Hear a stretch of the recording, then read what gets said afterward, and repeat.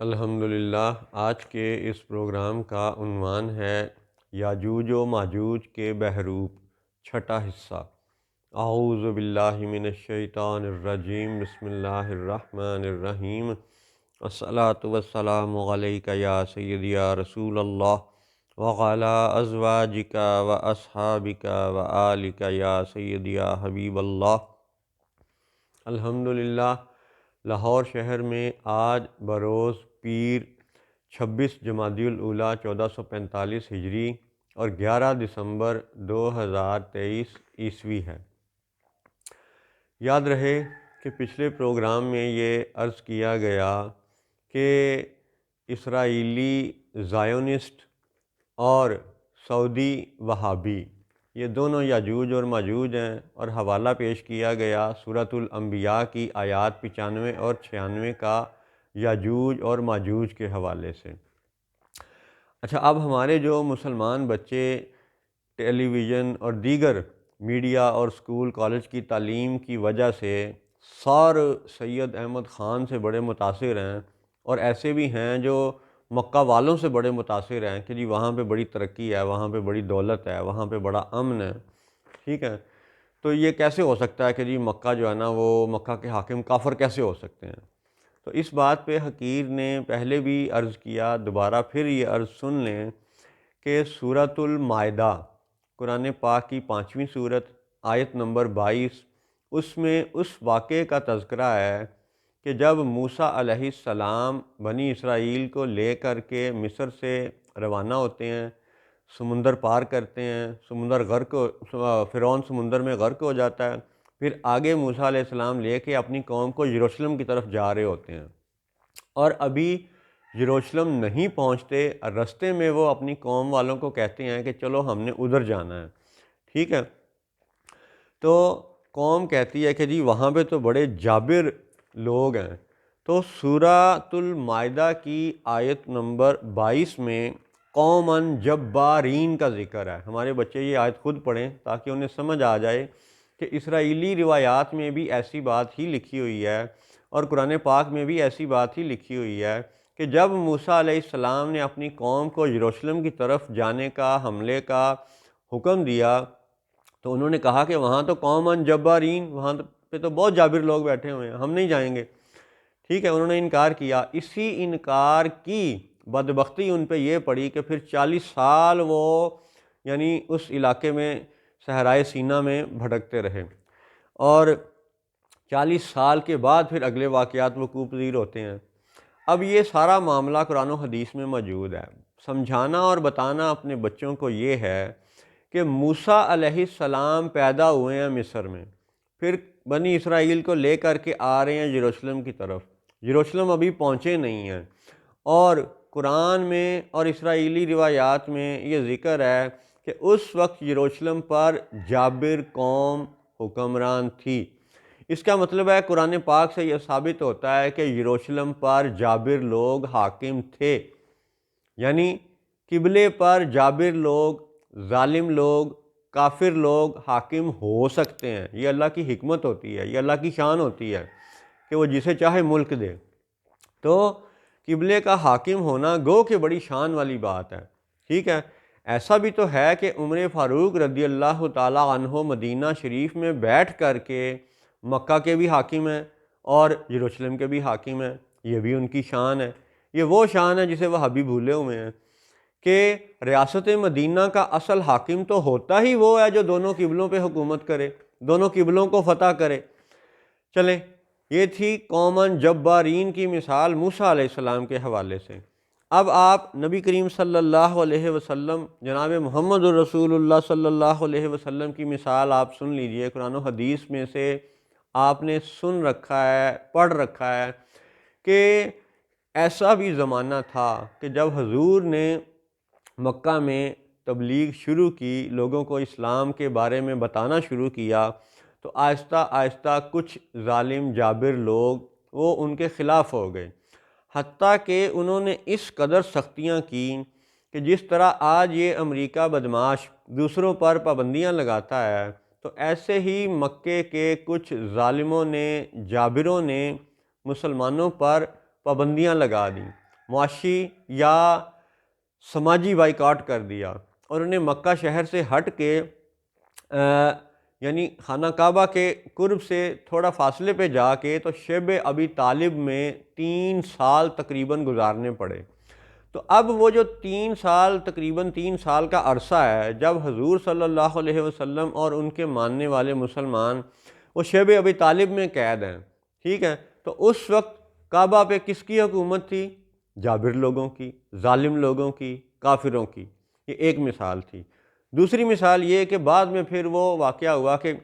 خانہ کعبہ کے اندر سے دیمک نے اس معاہدے کو کھا لیا جو معاہدہ کافروں نے آپس میں لکھ کر کے لٹکایا تھا کعبہ کے اندر،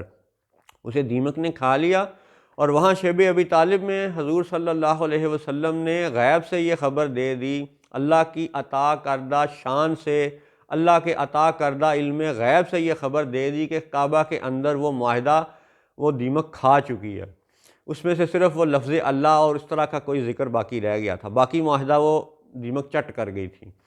جب یہ غیب کی خبر مکہ تک پہنچی اور پھر مکہ والوں کو احساس ہوا کہ یہ تو اتنے فاصلے پہ تھے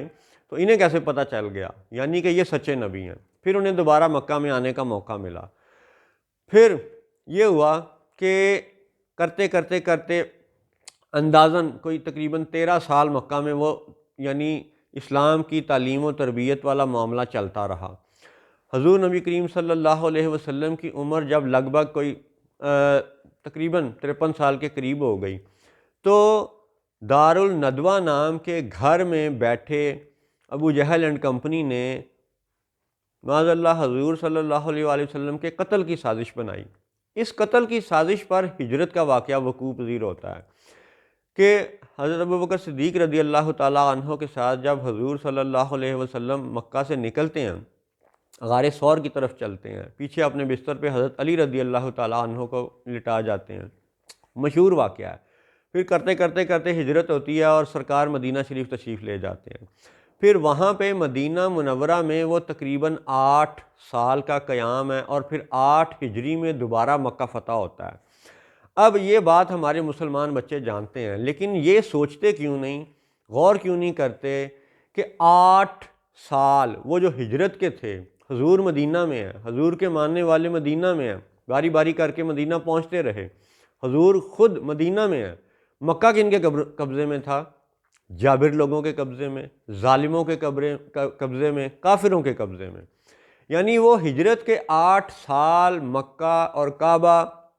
کافروں کے قبضے میں تھا، یہ حقیقت ہے۔ اس حقیقت کو کھلے دل سے قبول کریں گے تو اگلے حقائق بھی سمجھ آئیں گے۔ یعنی مسجد الاقصیٰ ہو، یروشلم ہو، کعبہ اور مکہ ہو، ان دونوں جگہوں پر، ان دونوں قبلوں پر، ان دونوں قبلوں والی عبادت گاہوں پر کافروں کا قبضہ ممکن ہے، قرآن و حدیث سے ثابت ہے۔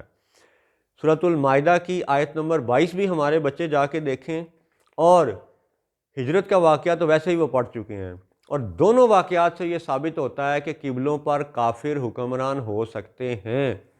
اب چلیے پچھلے پروگراموں میں جو بات ہوئی کہ یہ زائونسٹ جو یہودی بن کے بیٹھے ہوئے ہیں یہ بنی اسرائیل نہیں ہیں، پچھلے پروگراموں میں کچھ حوالے پیش کیے گئے۔ آج ہم مسلمان بچوں کو حدیث پاک میں سے ایک اور حوالہ پیش کرتے ہیں۔ مسلم شریف صحاح ستہ میں سے معروف کتاب ہے، اس کی حدیث نمبر 7335، مسلم شریف حدیث نمبر 7337، مسلم شریف حدیث نمبر 7338، ترمذی شریف حدیث نمبر 2236، بخاری شریف حدیث نمبر 2925، بخاری شریف حدیث نمبر 2926، بخاری شریف حدیث نمبر 3593۔ ان سب احادیث میں اس کیفیت کا ذکر ہے کہ جب حدیث پاک کا مفہوم سادہ سا یہ ہے کہ رسول اللہ صلی اللہ علیہ وسلم نے جب قیامت کی نشانیاں بتائیں تو ان نشانیوں میں سے ایک نشانی یہ بھی تھی کہ قیامت تب تک قائم نہ ہوگی جب تک کہ یہودیوں کے ساتھ مسلمانوں کی ایک بڑی جنگ نہ ہو جائے، اور اس جنگ میں حال یہ ہوگا کہ یہودی اگر پتھر کے پیچھے بھی جا کے چھپے گا تو پتھر مسلمان کو آواز دے گا اور کہے گا کہ اے مسلمان ادھر آ، میرے پیچھے یہودی چھپا ہوا ہے، اسے قتل کر۔ ایک تو پتھر آواز دے گا، بلائے گا اور یہودی کے قتل کا حکم دے گا۔ ان کے ساتھ ابراہیمی معاہدے سائن کرنے کا سبق نہیں پڑھائے گا وہ پتھر، ٹھیک ہے۔ اور اہم بات نوٹ کرنے والی یہ ہے کہ ان سب احادیث میں، یہ جو چند احادیث کا حوالہ پیش کیا گیا، اس کے علاوہ بھی دیگر کتب میں بھی احادیث موجود ہیں، یہ صحاح ستہ کے حوالے پیش کیے گئے ہیں، ٹھیک ہے۔ اور اہم قابل غور بات یہ ہے کہ ان سب احادیث میں یہ ذکر ہے کہ پتھر یہ کہے گا کہ میرے پیچھے یہودی چھپا ہوا ہے، یہ نہیں کہے گا کہ میرے پیچھے بنی اسرائیل والا چھپا ہوا ہے۔ گویا کہ یہ سب احادیث اس بات کا ثبوت ہیں، دلیل ہیں کہ یہ آج کے زائونسٹ، یہ آج کے یہودی جو مقبوضہ فلسطین کے حاکم بن کے بیٹھے ہوئے ہیں، یہ بنی اسرائیل نہیں ہیں۔ ہاں، ایک اور وضاحت جو کہ ضروری ہے وہ یہ سن لیں کہ آج 1948 سے 2023 عیسوی تک جو کچھ بھی ظلم ہوا اور جو کچھ بھی اسرائیلی ریاست یہ بن چکی، ٹھیک ہے، اس ریاست کے اندر اس وقت ایسے یہودی رہ رہے ہیں جو اپنے ہی زائونسٹ یہودی حکمرانوں کو برا کہتے ہیں۔ وہ کہتے ہیں کہ بھئی مسلمانوں کو قتل نہ کرو، عیسائیوں پہ ظلم نہ کرو، وہ کہتے ہیں ایسے یہودی اسرائیل کے اندر موجود ہیں۔ تو وہ تو چلے جائیں گے غیر مسلم کی کیٹیگری میں، جہاد اور قتال کی آیتیں ان کے لیے تو نہیں ہیں۔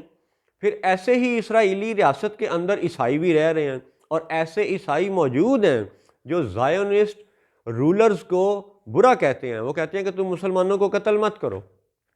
پھر ایسے مسلمان بھی ہیں جو لاکھوں کی تعداد میں ہیں اور آج کی اس صہیونی ریاست کے اندر بطور سٹیزن، بطور شہری رہ رہے ہیں، کیونکہ جب اسرائیل نے قبضہ کیا تھا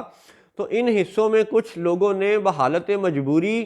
ان کی شہریت قبول کر لی تھی کہ ٹھیک ہے چلیں ہم اس کے اندر ہی رہیں گے۔ تو آج ریاست اسرائیل کے اندر لاکھوں مسلمان موجود ہیں، اس لیے یہ ہمارے پاکستانی مسلمان اور ساری دنیا کے مسلمان اس وضاحت کو سمجھ لیں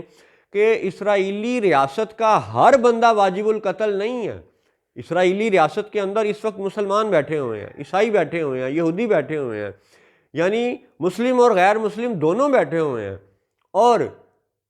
ہاں کہ وہ ظالم طبقہ جو یہودیت کا لبادہ اوڑھ کے مسلمانوں کو قتل کر رہا ہے، حتیٰ کہ عیسائیوں سے بھی وہ پرس چھینتے ہیں، عیسائیوں پر بھی وہ تھوکتے ہیں، مسلمانوں پر بھی وہ تھوکتے ہیں، مسلمانوں پر تیزاب پھینکتے ہیں،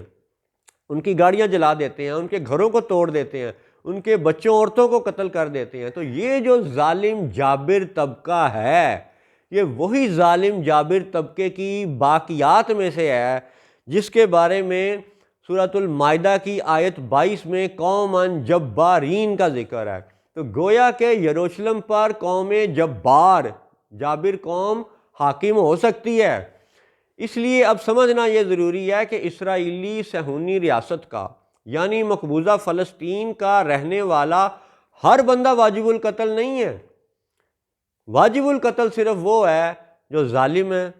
جابر ہے اور بلا وجہ بے گناہ عورتوں اور بچوں کو قتل کر رہا ہے۔ تو جب یہ وضاحت آسان ہے اور سمجھ میں آنے والی ہے تو پھر ہم اپنے بچوں کو اور اپنے مسلمان دوستوں کو پھر سے یہ عرض کرتے ہیں کہ جن احادیث کا حوالہ پیش کیا گیا ان سب احادیث میں پتھر یہ کہے گا کہ میرے پیچھے یہودی چھپا ہوا ہے۔ تو وہ کون سا یہودی ہوگا؟ وہ حربی کافر ہوگا، وہ ذمی کافر نہیں ہوگا، وہ غیر مسلم کے زمرے میں نہیں ہوگا، وہ حربی کافر کے زمرے والا یہودی ہوگا۔ اسی لیے پتھر یہ کہے گا کہ اے مسلمان ادھر آ، میرے پیچھے یہودی چھپا ہوا ہے، اسے قتل کر۔ اور ان سب احادیث سے یہ سبق ملتا ہے کہ پتھر کی اس بات سے یہ پتہ چل جائے گا کہ پیچھے یہودی ہے، بنی اسرائیل نہیں ہے۔ السلام علیکم ورحمۃ اللہ وبرکاتہ۔